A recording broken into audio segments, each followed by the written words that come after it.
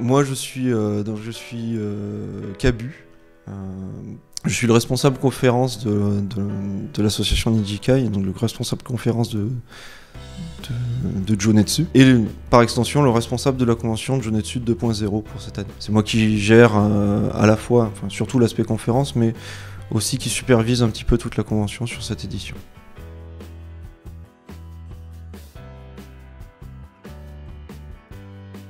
Alors la convention de Jonetsu, en fait, c'est un regroupement, enfin, l'association Nijikai qui organise la convention. C'est un gros groupement d'associations à la base. On était 4 associations qui tournions depuis quelques années dans le milieu associatif otaku, et on bossait avec des éditeurs, notamment avec Kaze, Pika, avec Ototo. Et en 2014, quand il y a eu un peu de problème à la convention Epitanime, on s'est dit, ce type de convention, c'est ça qui nous plaît, et ça serait dommage que ça périclite. Et donc on s'est motivé à monter notre propre événement. Et ce qu'on a fait, c'est on s'est regroupé dans une seule asso, en parallèle des autres, hein, les autres existent toujours. Et on a monté ce projet comme ça. Pour donner plus une chronologie sur ce qui s'est passé au niveau du montage de la convention, sur Jonetsu 1.0, c'était donc en 2014, en juin 2014, on a fondé l'asso. Ensuite, on a commencé à mettre en place le projet. Et on a vraiment démarré vers octobre 2014 pour une convention qui a eu lieu en fin mars 2015. C'était dans le sud de Paris, au Seven Spirit, dans le 13e arrondissement. On a bénéficié en fait d'un élan de la part de toutes les assos mères de Nijikai, mais aussi des contacts un peu proches qu'on avait. Et donc on a pu monter ça finalement assez facilement en un temps plutôt restreint. Pour la suite, on a eu quelques déboires à continuer en fait, parce que y a toute une histoire de dimensionnement de salles. Sur Paris en tout cas, tu as soit des salles assez petites, pas très chères, soit des salles un peu plus grandes, mais qui tout de suite deviennent très chères. Donc trouver un juste milieu entre les deux, c'est assez difficile, et c'est pour ça qu'on a mis 2 ans à revenir à faire une deuxième édition, tout simplement. En fait, entre le laps de temps entre Jonetsu 1.0 et Jonetsu 2.0, on a essayé plusieurs modèles. C'est-à-dire que sur Jonetsu 1.0, on avait une salle donc, qui était dans Paris, donc il y avait un certain prix, et on a fait des calculs pour essayer de placer le prix d'entrée de la convention, et on a fixé ce prix à 8 €. Et pour le contenu qu'on avait, en termes de surface, et même en termes de conférence, même si c'était ça qu'on voulait mettre en avant, c'était un prix qui était assez élevé. Et donc on a passé en gros un an et demi à essayer de trouver un modèle qui permette soit d'avoir plus de contenu pour justifier ce prix de 8 €, soit de revoir le prix. Et donc pendant pratiquement une année, on a essayé de augmenter la capacité pour justifier le prix de 8 € et avoir quelque chose pour lequel le visiteur serait content pour 8 €. On n'y est pas arrivé parce que les salles sont vraiment trop chères. Et du coup, on est repassé sur un modèle de reprendre le même type de configuration, la même taille, puisqu'on a en gros la même taille que Jonetsu 1.0, mais descendre le prix. Et donc c'est pour ça qu'on est à Bourg-la-Reine cette fois-ci et pas à Paris.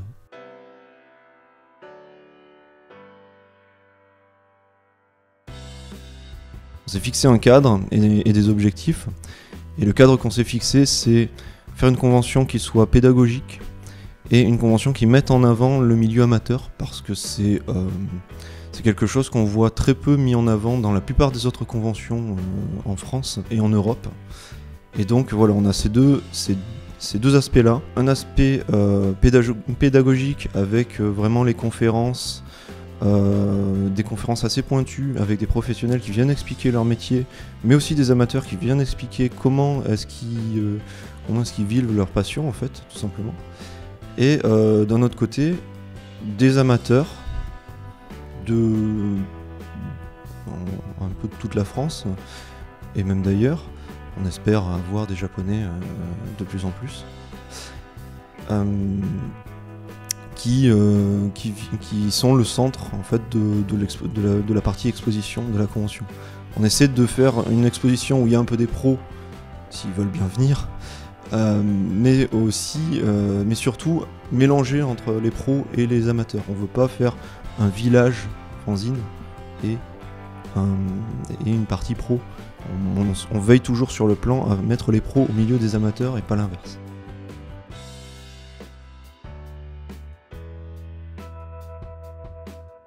Alors les activités qu'on propose au-delà des conférences et donc de l'exposition amateur, on a un stand de live painting, donc un endroit où les amateurs et les intervenants professionnels aussi peuvent venir montrer ce qu'ils savent faire avec une tablette ou avec des outils graphiques qu'ils utilisent en permanence. Dans les associations qui ont fondé Nijikai, il y a Tali. Et là actuellement c'est Forum Tali qui assure les activités. Donc il y a des jeux, des quiz, des blind tests, tout un tas d'activités en fait liées au monde internet et otaku. On va essayer de s'étendre un petit peu hors de la convention. On a essayé de faire quelques projets annexes. Il y a un de ces projets annexes qui est le plan de généalogie des studios d'animation japonaise. Ça c'est un travail qu'on a fait pendant toute une année. Alors pas assidûment, mais par exemple, je crois que c'était genre un week-end dans le mois, on se réunissait à 3-4 et on faisait des recherches. Et donc on a réussi à faire quelque chose d'à peu près, j'espère en tout cas, d'à peu près représentatif. Pas forcément exhaustif, mais assez représentatif et assez complet. On a eu quelques remarques, on a eu beaucoup d'intérêt pour l'instant sur les retours que j'ai, donc c'est plutôt encourageant. Et c'est ce genre de projet annexe, parce que ça a commencé comme un projet annexe qu'on voulait faire totalement en dehors de la convention, faire un site pour ça, faire quelque chose de totalement dématérialisé. Et au final, on a réussi à le réintégrer pour faire du contenu pour la convention. Et c'est comme ça qu'on fonctionne un petit peu, c'est-à-dire qu'on on lance des idées de projet, on voit si ça prend pas. Et si ça prend, tant mieux, on gratte, on voit. Et si ça donne quelque chose, en ce moment-là, on peut le réutiliser. Si ça donne rien ou si ça prend pas, tant pis, on aura essayé. C'est un peu comme ça que fonctionne de toute façon le monde associatif en général.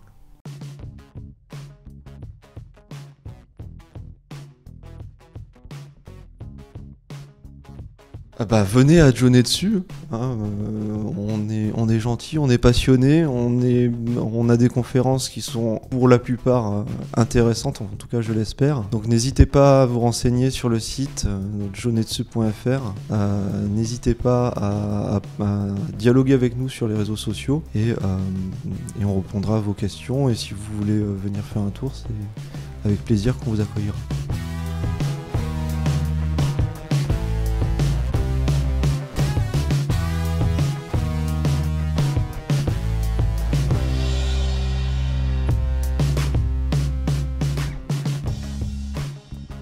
Je pense que de mon point de vue, cette convention c'est plus un truc convivial, voilà, parce que on peut échanger beaucoup plus avec les artistes ou avec les divers intervenants qu'il y a pu avoir dans cette convention. Je pense notamment à aussi Olivier Fallet, voilà. Donc je sais pas si vous avez encore visionné l'interview en question, mais ouais, c'est très kiffant, tu vois. Je pense pas qu'on aura autant de possibilités dans d'autres conventions, et c'est en ça que j'aime bien aussi la Jonetsu.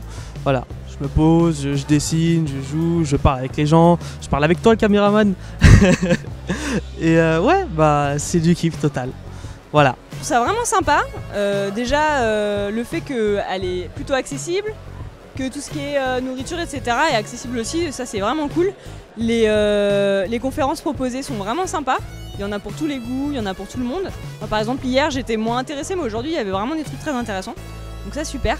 Après, au niveau des stands, c'est plutôt bien. J'avais fait le Gunpla hier, c'était vachement sympa. En plus, le fait de pouvoir repartir avec son petit Gunpla, c'est vraiment cool. Bon, après, je sais pas trop quoi dire de plus. Plutôt bien. On est plus proche des gens vu que c'est une petite convention, donc ça c'est très sympa aussi. C'est ce que j'apprécie plutôt pas mal, ouais, parce que j'en fais pas beaucoup des petites conventions. Et des fois je me dis ça va être ennuyeux, on ne sait pas trop. Et là c'est vrai que le fait d'avoir les conférences aussi, ça apporte un vrai plus, je trouve, qui donne vraiment très envie de venir et ça vaut vraiment le coup. Alors ce que j'aime à Jonetsu, c'est le côté humain de la convention. Alors bien sûr, cette convention, elle ne s'inscrit pas du tout dans le cadre d'un Paris Manga ou d'un Japan Expo, et sans porter de jugement ni sur l'un ni sur l'autre, c'est pas du tout le positionnement, et c'est justement ce qui en fait l'attrait. Un côté humain, alors certains pourront trouver que c'est une convention toute petite, mais justement c'est un endroit où on peut discuter avec les gens, discuter avec les associations qui sont présentes. Il y a énormément de conférences, de rencontres. Voilà, moi-même j'ai participé à une conférence sur la production, comment se produit aujourd'hui un animé au Japon. Et alors ça aussi c'est des choses qu'on peut trouver bien sûr à Japan Expo où il y a aussi énormément de conférences, mais voilà, on a peut-être un peu plus le temps de discuter, d'échanger avec le public, parce que justement c'est une convention à taille humaine. Moi ça me rappelle les premières conventions, j'ai eu la chance de connaître les premières qui se sont montées à Paris il y a déjà plus de 20 ans. Il y a un petit côté comme ça, amateur, spontané, qu'on retrouve aujourd'hui dans une convention comme Jonetsu, et je trouve que c'est sympa d'avoir encore des petits événements comme ça. Il y en a beaucoup en province, il y en a maintenant beaucoup moins à Paris, donc voilà ce qui me plaît ici.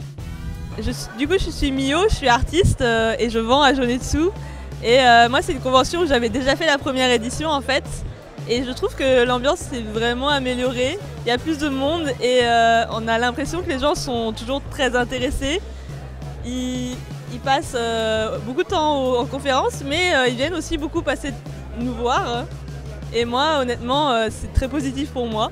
Alors du coup, moi, comme je suis assez récente dans la société, au niveau de Good Smile, parce que donc, je suis arrivée en février, donc l'année dernière, j'ai pas fait forcément énormément de conventions encore avec le blason Good Smile, parce que j'en avais fait quelques-unes avant. Et donc c'est vrai que là j'ai eu l'opportunité de venir sur l'un des stands donc, de Hobby Addict. Ils m'ont proposé, ils m'ont dit tu vas voir, c'est une bonne convention, c'est sympa, c'est surtout des passionnés. Donc j'ai dit bah, pourquoi pas, je vais venir voir. Et donc en effet c'est quelque chose qu'on ressent. C'est des gens qui ont le temps de discuter avec d'autres passionnés, qui prennent le temps. L'univers est représenté dans différents domaines, hein. On a du fanzine, on a des conférences avec des acteurs du milieu, on a... Enfin voilà, il y a vraiment un peu de tout, et puis ce que j'apprécie et ce que j'ai vu, c'est un peu les retours que j'ai d'ailleurs des personnes qui sont venues discuter avec moi, c'est bien, on peut discuter avec les gens, on peut prendre le temps de discuter avec les gens, on est entre passionnés, c'est convivial, donc voilà, et c'est vrai que c'est un ressenti que j'ai eu aussi. Je trouve que voilà, c'est peut-être une petite convention, mais au moins c'est une convention c'est une convention de passionnés, entre passionnés, et je pense que c'est ce qu'il y a de mieux après tout. Bah, je trouve que c'est ce qu'il y a de mieux parce que non, c'est peut-être aussi parce que j'ai toujours été habituée à ce format de convention avec un mélange vraiment vraiment amateur, professionnel, avec vraiment tout un tas de médias différents, que ce soit de la musique, des AMV, des figurines, du dessin, tout ça. Moi j'adore ce mélange comme ça, parce qu'en même temps comme ça il y en a pour tous les goûts. Dans l'ensemble j'ai beaucoup aimé cette convention, c'est super convivial, c'est super sympa. J'ai passé mon après-midi avec des gens très cool, on a discuté, j'ai eu l'occasion de dessiner même, de galérer à dessiner sur une grande tablette très professionnelle. Moi petite dessinatrice amatrice. Et non, franchement c'était super cool, c'est très chaleureux et ça c'est bien. C'est un truc qu'on n'a pas forcément dans les plus grandes conventions du genre la Japan Expo, et je sais même pas d'ailleurs s'il y a beaucoup de comédiens invités à la Japan Expo, je suis pas sûre. En même temps c'est pas le focus principal, mais ouais non, là j'ai beaucoup aimé. En fait j'aime bien les petites conventions, c'est toujours sympa, c'est à taille humaine en fait, c'est ça qui me plaît.